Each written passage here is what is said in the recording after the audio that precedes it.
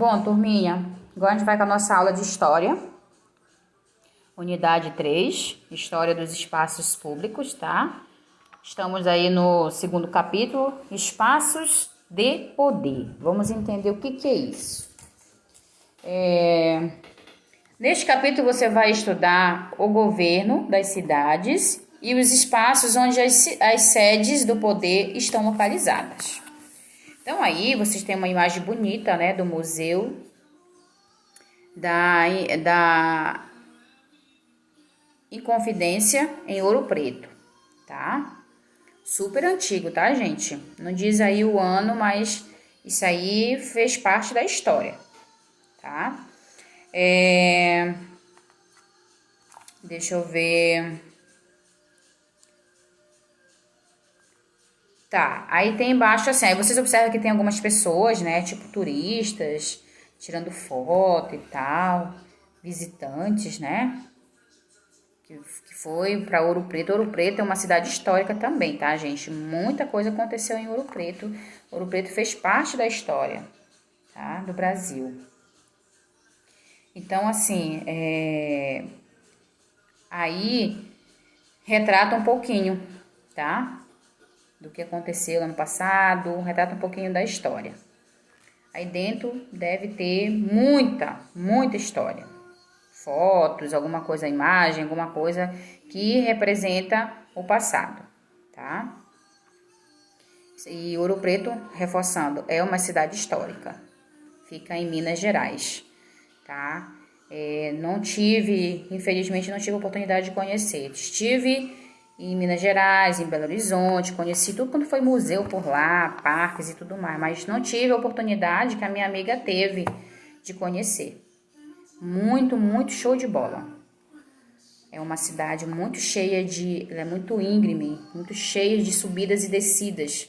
Você não consegue andar de sandalinhas, tem que estar de tênis, porque as ruas são todas de pedra, tá? Observe aí que é dessa forma como vocês estão vendo aí. Então, às vezes torna-se escorregadio, com risco de cair. Então, eles recomendam você ir de tênis para ficar melhor o acesso, para você andar pelas ruas, tá? E aí, em Conversa Vai, diz o seguinte, deixa eu mostrar para vocês aqui. Estudamos no início do ano o surgimento das cidades, tá? Que foi lá no primeiro bimestre, como tudo surgiu, como tudo começou.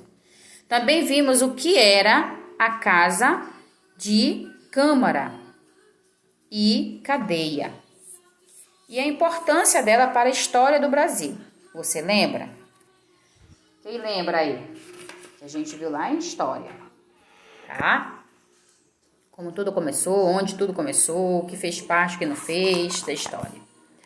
Então, lá em Conversa Vem, fala o seguinte: o prédio das páginas de abertura foi sede da Casa de Câmara e Cadeia de Vila Rica, atual cidade de Ouro Preto. Qual era a função administrativa exercida em uma casa de câmara e cadeia? O que vocês acham que era, gente? Respondam aí, tá? Então, vamos lá. Espaços de poder nas cidades do passado.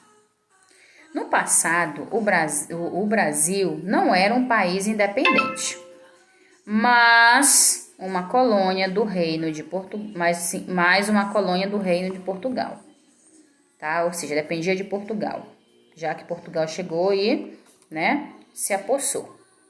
Naquela época, para ocupar cargos no governo das vilas ou das cidades, que naquela época aonde eles iam chegando, eles iam tomando posse, né?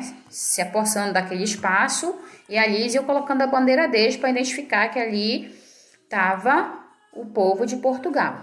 E eles iam dando nomes, iam construindo, fazendo construções e escolhendo uma pessoa para representar aquele lugar, para assumir um cargo ali e tudo mais, tá? E isso relembrando o que a gente viu lá no primeiro bimestre, gente, no início do ano. Naquela época, Para ocupar cargos do governo das vilas ou das cidades, era necessário ser homem, ter mais de 25 anos de idade, ser católico e comprovar renda suficiente. Tá? Tinha todos esses detalhes aí. Quando a pessoa preenchia esses requisitos, ela era chamada de homem bom e poderia exercer funções na administração e na política, como ser vereador ou ocupar algum cargo na casa de câmara e cadeia da vila ou da cidade. Os vereadores eram responsáveis por cuidar da justiça e da segurança nas vilas ou nas cidades. As leis eram determinadas pelo rei de Portugal. Isso ocorreu até o ano de 1822, quando o Brasil se tornou independente de Portugal. Tá? Então, teve a independência, né? Que foi quando o Brasil passou a ser independente, não depender mais de Portugal, né? E aí, foi nesse momento. Então, aí tem a imagem, né? Casa de Câmara e Cadeia de Curitiba, no Paraná, no ano de 1897. O prédio foi destruído por um incêndio. Poxa, que pena. Então, foi aí uma parte da história, né, gente? Que contava. Mas é isso mesmo. Vamos para a próxima página. Cidades coloniais. Por abrigarem importantes instituições administrativas, as casas de câmara e cadeia eram construídas na região central das cidades. Muitas vezes eram escolhidos pontos mais altos para favorecer a observação de toda a área. Observe a imagem de uma cidade colonial. Então, tá aí, gente. A primeira seta de cima, tá aí. A igreja católica ficava na praça central, tá? Aqui do lado, os locais de governo, como a casa de câmara e cadeia, ficavam próximo da praça central da cidade. É assim até hoje, tá, gente? Na praça principal das cidades coloniais ficavam os pelourinhos, que simbolizavam a justiça e o poder de Portugal. E aqui embaixo, na seta embaixo, as cidades coloniais cresciam ao redor de uma praça. Tá? Então, era mais ou menos assim que se formava, e se você for observar até hoje, não mudou muita coisa não. A formação de tudo. Pode observar que na praça geralmente tem a prefeitura, tem outros órgãos, assim, né? Próximos, tipo fórum e tal. Tudo fica ali pertinho, não fica tão longe, né? Isso é bem comum, você vê em algumas cidades, tá? Fica tudo ali no centro. Aí tá, naquela época, as casas não tinham abastecimento de água, sendo necessário buscá-la na fonte da cidade. Por isso, construiu uma fonte pública, tá? Aliás, por isso, construir uma fonte pública era comum. A água das fontes também era destinada aos animais, como cavalos e mulas, que eram os meios de transportes dos viajantes. Além disso, muitas lavadeiras ficavam ao lado das fontes e usavam água para lavar roupas.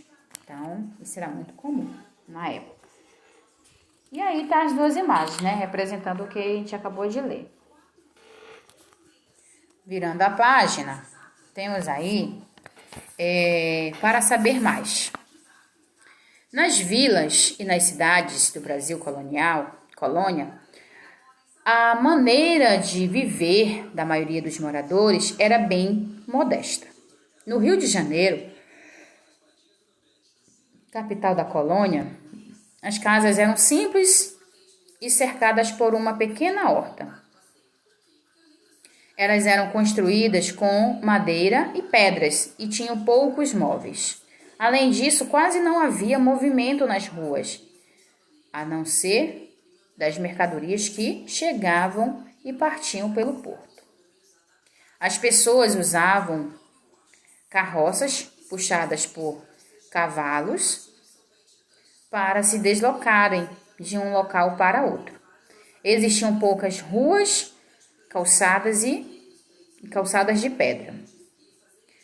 A maioria delas eram caminhos de terra que, quando chovia, ficavam cheios de barro, dificultando a circulação de pessoas e cargas.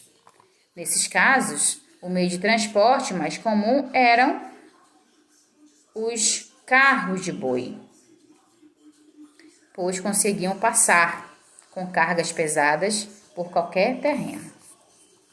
Então, tá aí uma imagem aí, olha, bem antiga. Olha, Rio de Janeiro aproximadamente em 1828. Olha como era Rio de Janeiro, gente. Para o que é hoje, misericórdia. Uma mudança brusca, tá? E, ok, então assim, um pouquinho aí, né, de como acontecia, né, as distribuições de poderes e tudo mais, como era o meio de transporte, tá? O meio em que eles viviam, a casa muito simples e tal. Então, retratando um pouquinho aí de como era a vida deles lá, né, no passado, certo? E aí, vocês têm uma atividade para fazer, que eu não quis colocar aí, que é a página 233, ainda do livro grosso, tá? Mão na massa. Então, como tem muita resposta, aí eu resolvi não colocar. Então, vocês vão fazer o mão na massa, tá? Referente aí o que foi explicado aí do assunto. E vocês têm também, lá no livro de atividade, a página 127 e 128 para fazer também, para complementar aí o assunto, tá bom? Então, boa aula, por hoje é só. Qualquer coisa, estou no grupo.